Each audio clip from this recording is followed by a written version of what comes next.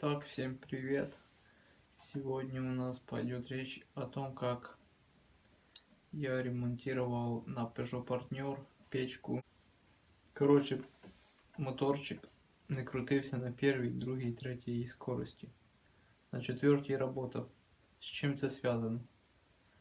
У нас стоїть сопротивлення прямо в воздуховоді. Воно знаходиться під пасажирською торпедою, так під ногами там, коротше, такий коврик опускається, там моторчик знизу стоїть, його треба по-любому відкрутити, якщо у вас без кондиціонера версія. Бо на кондиціонері там, по-моєму, і так можна витащити. В общем, ми дивимося, йдуть провода від моторчика і пішли в сторону переключателя. І ще одні провода пішли вверх, під бардачок туди. І ми засовуємо туди руку, відключаємо цей роз'єм, потім прокручуємо, вона падає туди, ми відкручуємо сам моторчик, знімаємо, вона там лежить. В общем, як провірити, чи це сопротивлення, воно таке з пружинками, або ж намотане буває. Як провірити, це воно чи ні? Ну, во-первых, там должно бути, скільки у вас скоростей. Допустим, если 5, то спираль должно быть 4. Если сикер, ну сейчас я не знаю, чи есть. Если 3, то спирали 2 должно быть. Первая медленно, другая средняя.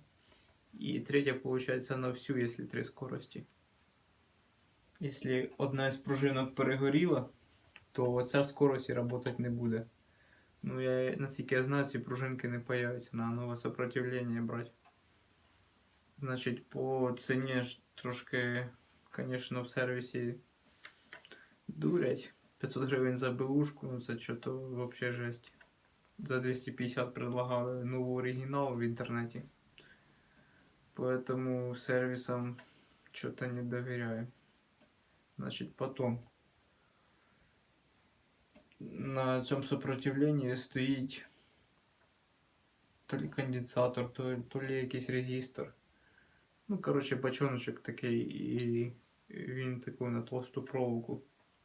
Ми пішли до електрика, хто розбирається в цій всій движухі. Він нам припаяв нову таку. Не знаю, як він її приділив, бо там він весь чорний був, там ні цифр, нічого видно не було. Він впаяв туди нову цю штуку. Ну, бачите, один згорів, а зверху підсоєдинили, коротше, робочий. Така проблема буває.